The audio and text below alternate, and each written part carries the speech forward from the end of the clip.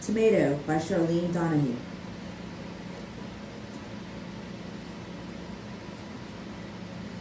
This year she was a giant tomato. A fat, luscious Creole tomato.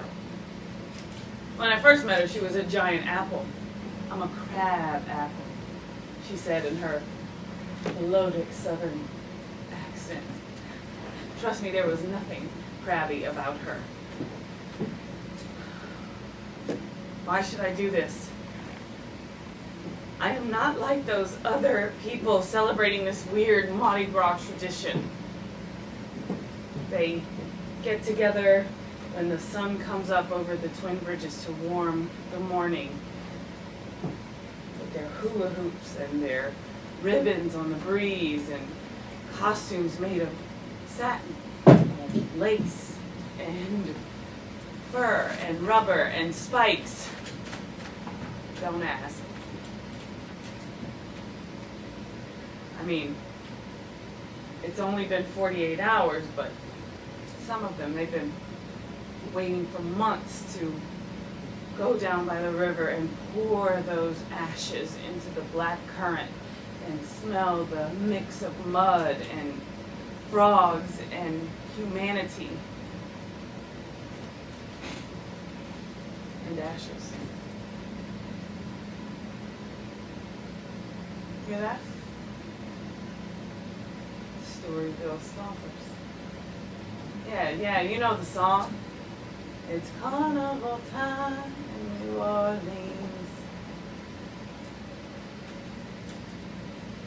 I should have been with her, but I wasn't. I went to the Orpheus Parade early, lured by their music, the same way that God himself lured his people.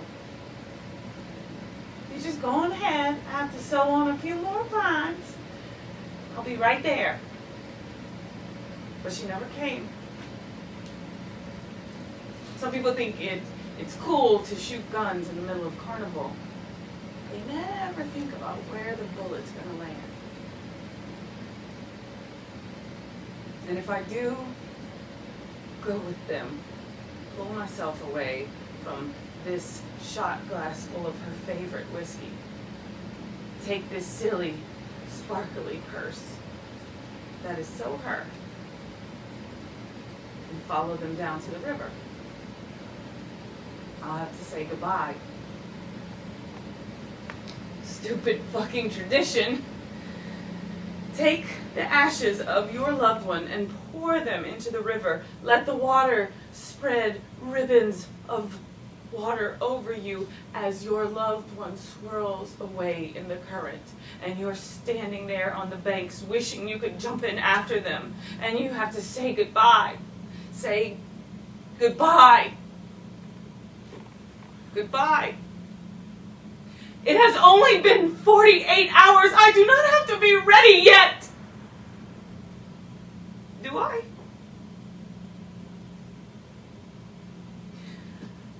I wish I could take this Creole Tomato to Armstrong Park. Same place we used to go every year since we met. I had just moved to New Orleans, living on a second floor in a ramshackle flat on Esplanade, like lemonade. That's what she told me to say, so I wouldn't sound like a tourist. And she lured me. She took me to the places in New Orleans that made it feel like a home. Now, I always thought Mardi Gras was about partying and drinking, and yes, we did that. But she showed me where it was home. You know, families who staked out the parade grounds and their spots like their parents and grandparents had done for decades over, or going to the crew of shut-ins so you could bring some parade joy to folks in the nursing home. Neighbors decorating their trucks so they could march together. She sewed beads on the banners for them. Just like these beads. It's all part of the tradition.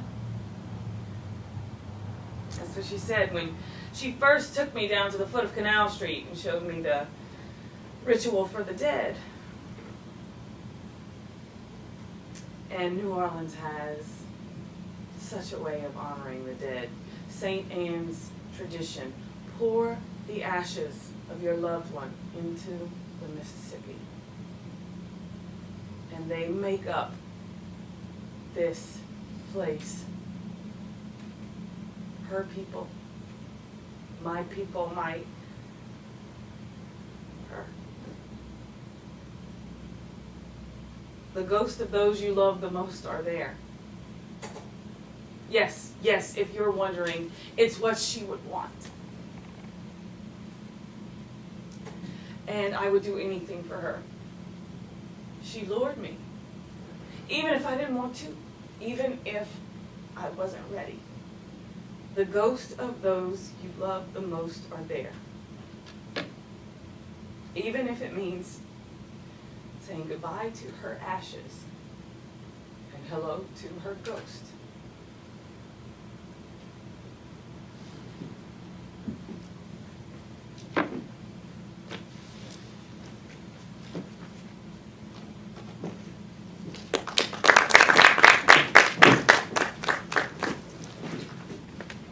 Chicken or Meatloaf by Eric Weil.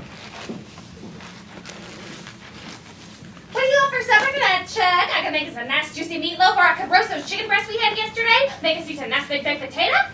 Meatloaf. Oh, although that ground beef is still in the freezer and the chicken is still in the meat drawer. I didn't put those chicken breasts in the meat drawer when I got home with them yesterday. Chicken then. Although I suppose I could defrost that ground beef in the microwave. I'd save the chicken for tomorrow. It doesn't really make that much difference anyway, you know? Okay. Okay, then defrost the ground beef for the meatloaf, or okay chicken, because I'll fix whichever one you want. We can have the other one tomorrow. Okay. Although now that I'm Meatloaf. thinking about it, we really should have those chicken breasts tonight. I'll just go get the ground beef and put it in the fridge so it'll thaw out tomorrow. But for tonight, we'll just have that chicken, okay? Okay. Okay, then I'm glad that's settled. But Carol, Yes, dear. why did you ask me which I wanted, the meatloaf or the chicken, when you'd already decided on the chicken? But I hadn't already decided on the chicken rather than the meatloaf. Really? Really? I wanted your input so we could decide together what to have tonight. Because if you just said we're having chicken tonight, I'd have said fine. No, you'd have said chicken again. Maybe. We do have chicken a lot. Oh, it's better for us than all that red meat. You do this all the time, you know. What do I do all the time? You let me think I have a choice when you've already made up your mind. And no matter what I pick, you turn it to the choice you want. Oh, it isn't like that at all. You're still going to get your meatloaf tomorrow. I really appreciate that you do the cooking. The weird thing is that I never seem to pick the dinner you want to cook. Well, I can still make you meatloaf tonight if that's what you I want. don't think I've ever once in our whole marriage picked the one you want. Oh, I'm sure you have, and I'd be happy to fix you meatloaf if that's what you want. Chicken is fine. Are you sure? Because I can still defrost the ground beef for tonight. It's no trouble at all. Chicken is fine. Just takes a few minutes in the microwave, boop, boop, boop, boop, boop, boop, boop, and I'm sure that chicken will still be just as fresh tomorrow. I changed my mind. I want chicken tonight. No, you don't. You have that tone of voice. Carol, please. I would love to have chicken tonight, really. Meatloaf tomorrow. Well, okay, then, if that's what you really want. That's what I really want. Chicken? Chicken. Well, okay then, chicken. Chicken. Oh, Chuck. I love you. That's good to know. Chuck! What? I love you too.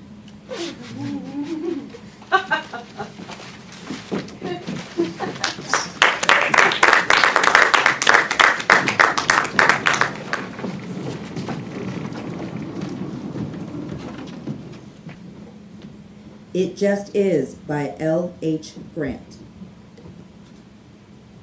Hi, my name is Lucy, and I'd like to welcome you all to our 4th annual job convention. You are all a lovely bunch of people, each with your own special qualities. However, there are only a limited number of positions available, so I must warn you, the competition will be intense. Now, our standards are high, but not insurmountable. We want people who can perambulate and masticate simultaneously. No more, no less. In previous years, we have had all of our candidates fill out a questionnaire. But this year, we decided on a different approach and have taken the liberty of going through all of your social media posts. Facebook, Twitter, Instagram, Tinder, etc., etc. I must say it was a very enlightening experience. Not only were we able to get all the information we needed, but much, much, much more than we ever expected. Okay. Paul? Where is Paul?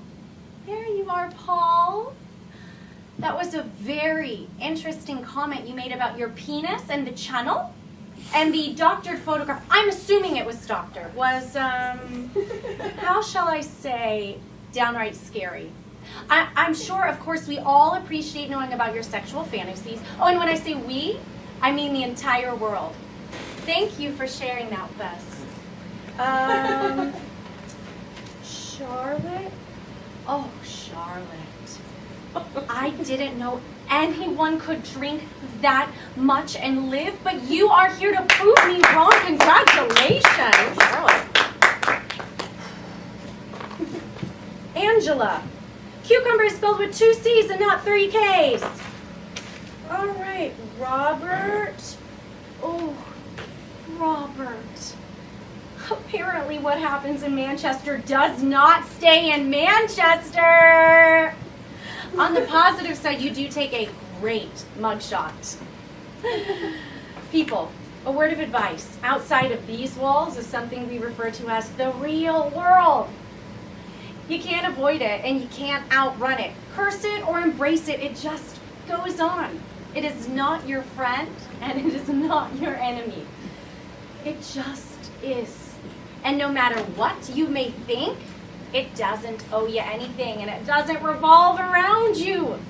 Remember this and you may laugh a little more than you cry. Okay, so what's going to happen next is we are going to randomly separate you into groups of 4 or 5. You will then be given an arbitrary task. Now, this arbitrary task may be to your liking and fit well within your comfort zone, or it may require that you debase yourself and violate your moral code. At the completion of these tasks, we will reassemble here, and then you will again be divided into random groups of 4 or 5 and given another arbitrary task. Now you ask, why are we doing this? I don't know. This is my job. I'm paid to say these things. However, at the conclusion of the, before we divide into groups, we will, oh, that's right, we have prepared for your mutual benefit and enjoyment a series of presentations that will provide you with all the information you need from this point on. In these presentations, please pay special attention, for we have incorporated all known dimensions of space and time. I know. Pretty exciting, and I'd like to say we are the first to do this, but apparently it's been done before in Liechtenstein, I believe. In any event, your reactions to this sensory stimuli will give us great insight into your intelligence, veracity, aesthetic awareness, spirituality, and character. Once we process all our information, we will be able to make our final decisions. So, good luck to you all. Oh, and one more thing. At the conclusion of today's events, you will find me at the bar. If you have any questions, or more importantly, if you would like to buy me a drink, I will be available. I prefer a good Bordeaux or Scotch, single malt straight. Thank you.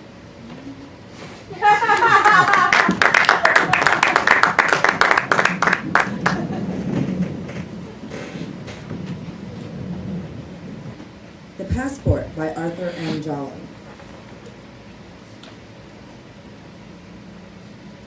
I can't find my passport. Don't need your passport. Ugh. Is the stripy one mine or yours? Yes, I do. And it's fine. But you can take it. I like it. I'm taking it. Don't need your passport. It's Scotland. It's still in the UK. It's like going down to Orlando. Except Orlando was fun. Oh, tons. Didn't we have fun in Orlando? The week of fun. Theme parks force-feeding fun down your throat like a Strasbourg goose till you're choking on it. How could that not be fun? Oh, an entire industry dedicated to the concept that there can never be too much fun. Not joy. They're not joy parks or ecstasy parks or enlightenment parks. Amusement. Ooh, they should have the amusement parks. You don't actually go on any ride. They just have like an interesting to look at roller coaster. You look at it and go, right? What? Ooh, Harry Potter World. Best part of the whole week. The whole Orlando Slam Fest. Every goddamn park in 7 days, surf it of fun. But Harry Potter World? The roller coaster? Same one they've had for years. Oh, the new ride? Nothing to write. It's Hogwarts. Up on the hill with the dragon skeleton hanging down. That was the best part. The anticipation. We could go to Orlando. Sun. Frolic. Yeah, you take a couple extra days. Screw the train up to Scotland. We find your passport. We use it. Back to the States. Orlando. A place with real castles. Not the Scottish sandstone lumps. You know what I mean? A castle with a ride in it. Fiberglass and dragons and a decent Mai Tai. This place is underground. I need it in case I need it. I don't want to have to come all the way back here in case I forget it. I know. Been carrying this thing around almost a year, carrying this thing around everywhere I go, and if I don't take it, I just know this will be the one time I get the call. Would you tell her? I don't know. I haven't decided. Will you tell her? I don't know. I don't know. Just saying, because time's kind of running out. Screw you! No, wait, that was insensitive. That was horrible, and I didn't mean it like... I just think you'll regret not telling her. Someday, hopefully far off in the... She doesn't need to know. Sure?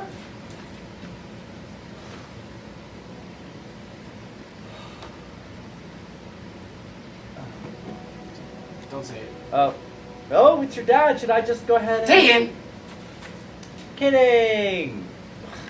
I'm pissed, but I'm not an asshole. Hey, Dad, I was just... Oh, Jesus. Okay, well, did they take her to... Okay. No, I'm coming home right away. Yes. Right, well, it's an hour and a half to Heathrow. 6-7 hour flight tonight. No, tomorrow morning. I don't know, Dad. The first one they have, Newark or JFK, and I'll take a cab. Right, okay. Yes. Okay. Dad, okay. Wait, I'm sorry. She had another. They took her to hospice. It's not the... yeah? Need me to help you pack? No. I have clothes at my father's place. I'm just gonna go. Right now? Yeah, right now. Don't tell her about us.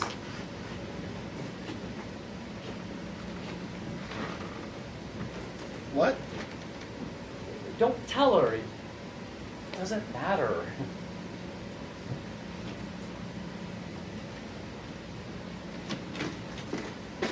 Come with me. That's a bad idea. I don't want to go through this alone. Crazy. Jesus, you know I want to. It's my mother. I'm gonna go to pieces. I already know. But show up now. Your dad, your family. Yeah. This is a really bad idea. I know.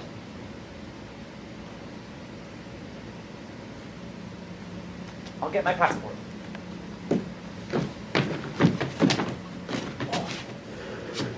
I got you, honey. I got you.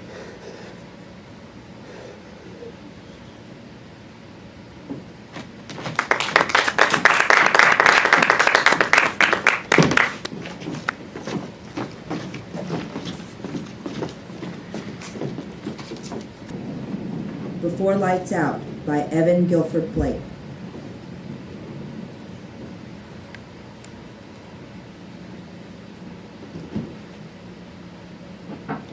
Hey, Polly. There's lots of stars out tonight. They make me feel silly. Like when you and me would get into the car and go way out into the country and just lie in some field and listen to the crickets, drink and smoke pot and tickle and all the rest. Tonight before we got ready for bed, Mita and me sat on the rocks outside and looked at them. Stars, I mean. They're really cool out here. I mean, like, there's no lights. Well, except for the ones around the base, but you can see 100 miles across the water and across all the ships, all the boats. Ships, I mean, I still call them boats sometimes, but the officers get real PO'd. Mita thinks it's funny. Sure not like the city or the county. I've never seen this much darkness back home. I wonder if it'll be like this there. They keep showing us pictures, but I can't tell nothing from a picture. I guess I'm excited about going. I mean, whoever thought I'd get to go somewhere on a plane and all? Some of the girls are scared. I mean, all the stuff that you see on TV, that's in the papers. Mita's brother comes here every week, and he always tries to talk her out of joining up. What you want to do this for, he says. Gonna get your ass killed. Mita just laughs. Maybe, she says. But I know she doesn't think she will. Get killed, I mean. Me neither. I know I ain't the sharpest crayon in the pack, but I've been paying attention. Real careful attention to everything. And for the life of me, I can't remember their boats or ships. But I do remember the stuff that counts. And I know how to take care of myself. Hell, Polly, I always took care of myself. War is just a different way of having to do it. You know. I've been banged around. You get good at banging back. But for now, I'm lying in bed, waiting for them to turn off the lights. Lots of the girls are doing their last-minute packing. Mine's done. The plane leaves at 6 o'clock. I mean, 0600, and I don't want to have to get up a minute earlier than I got to.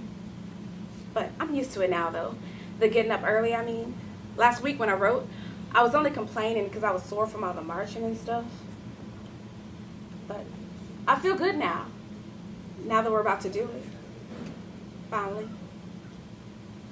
Hey, before I forget, thanks for the present. I am 21 as of yesterday. Mita and a couple of the girls took me out for my first legal beer at the commissary. Mita said she would have taken me out, but of course we can't leave base. But first leave we get, we're gonna go paint the town. If there is one. I mean, in the pictures, it doesn't look like there's much there at all. Kind of dull. Gotta get our excitement from the shooting is what Mita says. Hey, Polly. One last thing before lights out. You know I love you. And I know you're scared for me. Thanks for working at not showing it. Geez, when you were in, I was 12, 13 years old. I'm glad there wasn't no war then. I'd have been scared for you. If I'd known you then, I mean. And thanks for understanding how I had to do this. I love my daddy, and he'd be scared for me. And he'd be proud of me, too. And when I come back, and I am coming back, you can bet your ass and mine on that. When I come back, we're going to get married and have us 12 kids and live happily ever after, because there ain't never going to be another war. Gotta go. I'll write you from the plane. Love, Cloris.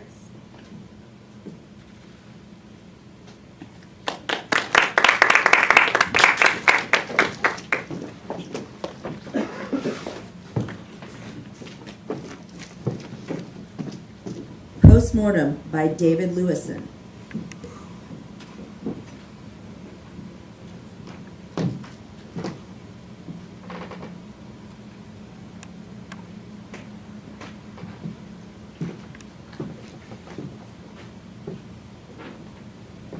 Sorry, Mr. Dillon. We did everything we could for her, but there was never any real chance that she would ever come out of that coma. We were married for 58 years. You must have loved her very much. I hated her. Not at first. First, I really loved her. Are you married, Doctor? Yes, 2 years now. 2 years, huh? That's nothing. For 2 years, I loved her too. That's when it all began to change. When she began to make my life a living hell. Mr. Diller, I know you're upset No, right now. no. This isn't about being upset, Doctor. This is about being honest for the first time in 50 years. I hated her. Because she hated me. Well, we had some good times at first. But nothing I ever did was good enough for her. The work I did, the money I made, the home we lived in. Every day from morning until night, she nagged and she yelled and she complained. I got insomnia from her pestering me at night and ulcers from her yelling at me during the day. Oh, thank God I had my work at least. At work, I could get away from her for 10 hours a day and be respected for what I really was, a man among men. Oh, my life was hell. Mr. Diller, forgive me for asking, but why didn't you just leave her then? 2 years, huh? That's the kind of question I would expect from somebody who's only 2 years in. It was the pressure. We were always under so much pressure to stay together. First from our friends and family, then from our kids and our grandchildren. They knew how much we hated each other, but it was never convenient for them for us to be apart. So for them, we stayed together. We never talked about divorce, not even once. I'm sorry, Mr. Diller, I had no idea. Well, I hope you never do, Doctor. I hope you never do. I see other people in this life, other couples. They seem so happy with each other. But it wasn't like that for us. For us, it was constant misery and suffering. Now, that's all finished now. It's finished for the both of us. I have a chance to start over again. I know I'm not young anymore. I'm not even old. I'm ancient. Who knows how much longer I'm going to live myself. Well, at least I've got a chance for as long as I got. A chance to live again. You know, there are programs here at the hospital that might be able to help. Support groups, bereavement counseling, social services, and I'm sure there are senior centers in your neighborhood. Places where you can meet other people, other women even. If things really were as bad as you say they were, well, there's always a chance you can meet someone new. You're right, Doctor. I know you're right. There's only one problem. What's that?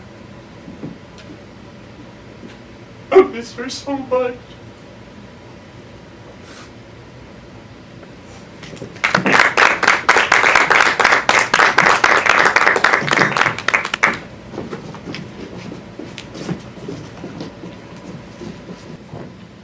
A Little Fresh Air by Harvey Levine.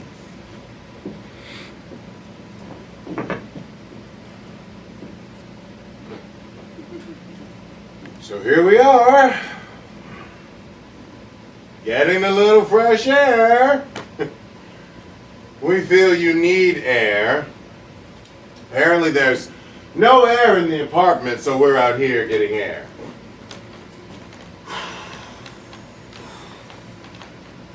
Okay, 7.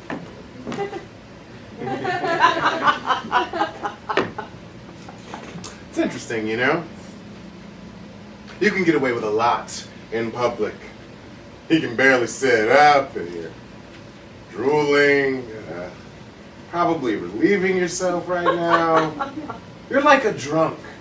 I mean, if I did any of that in the park, they would lock me up. I'd be one of those lunatics talking to myself. Oh God, I am one of those lunatics talking to myself.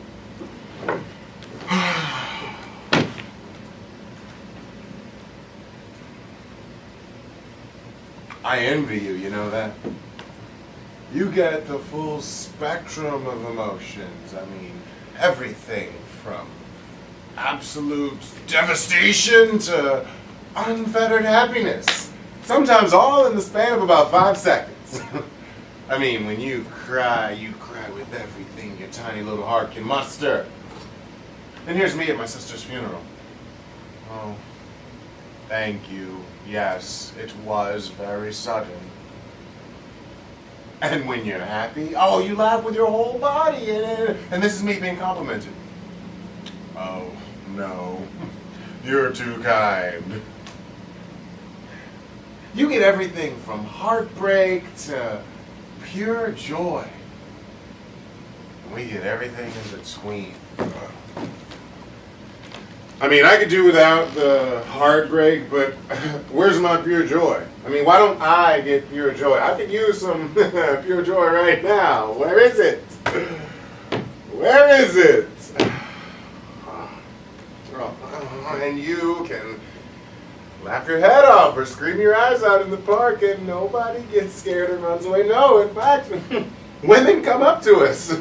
Beautiful women walk right up to us now at the moment where obviously I no longer need them. I mean, where were you in high school? Here comes one now. And the irony is now, instead of wanting to flirt with them, some bizarre protective gene is kicked in, and now every woman's a potential baby snatcher. There are these chemicals left over in my brain from caveman days. Must protect you. Must protect. My only chance is to break both of her knees and one of her legs before she can get a hand on this baby. She's approaching from the east. If she gets a hand on him, I can still tackle her. Thank you. Of course he's cute. He's incredibly cute. He's extremely cute. He's adorable. Oh my God, I am going insane. I'm going insane. And you trying to tell me something? What? What? I have no idea what you are saying, but you seem very intense, so... And you're drooling again with the drool. Here, wipe your mouth off, for goodness sakes. Let go of the clock. Let go of the clock. Let go of the clock. Let go of my hand. Let go. Let go of my hand. Okay, fine. If it makes you happy.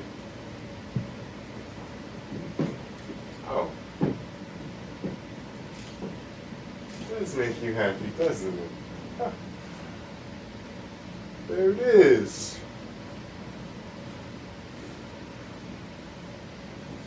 There it is.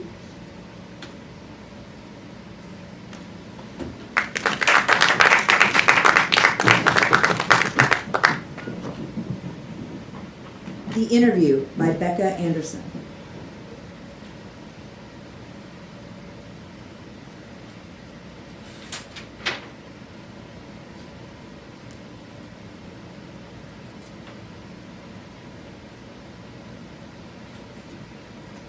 Well, the file you sent must have been corrupt because we have the latest version of Excel and I couldn't open it. Nobody here could open it. Look, I cannot do this right now. Just email me the right file. Woo!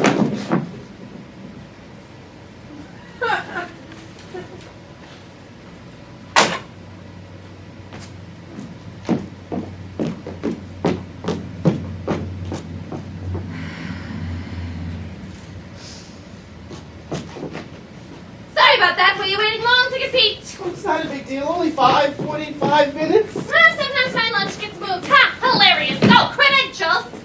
I have a flour tortilla. That's standard. I don't talk to corn tortillas. I attended the Qdoba School of Burritos. I didn't finish the program there due to some family issues. I was taught at some educational annex classes down at the educational annex by Mo of Mo's Burritos, and I was accepted into Chipotle, but I couldn't afford the tuition there. And your last job, do you have a resume?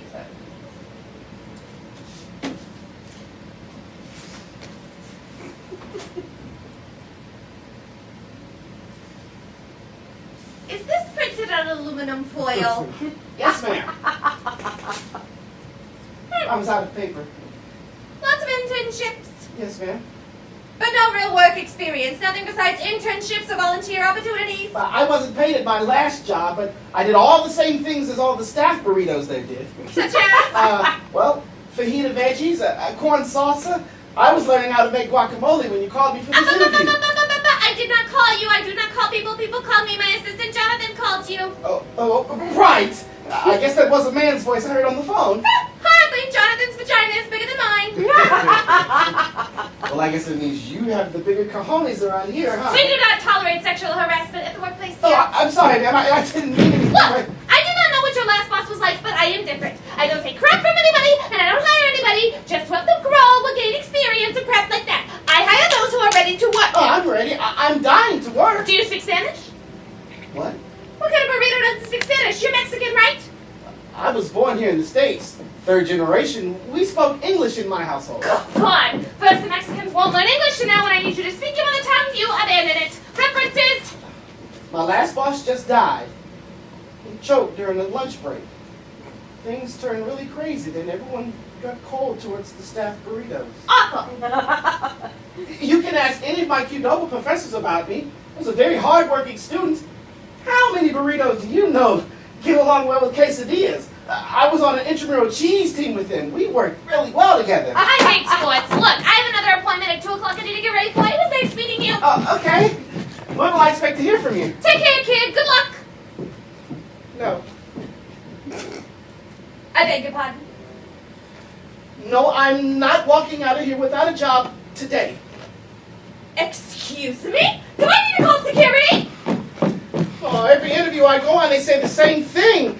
How can I get all this experience I need to get a job if no one will hire me? Really not my problem. We don't have room for a greenhorn. I'm not a greenhorn. I'm 33. I've been in the burrito industry my entire life. You just don't have any work history. No references. I'm sick of this. I moved to the city full of dreams. I know I'm smart. I know I'm talented. I know I'm attractive. And God damn it, I'm going to be a somebody. I've come too far, fought too hard, dreamed too long to settle for something less than what I knew I'd be. Life shouldn't be about finding out you're not good enough. Life is about fighting for what you want. And I'm going to fight to get what I want today. Do you have anything else to say?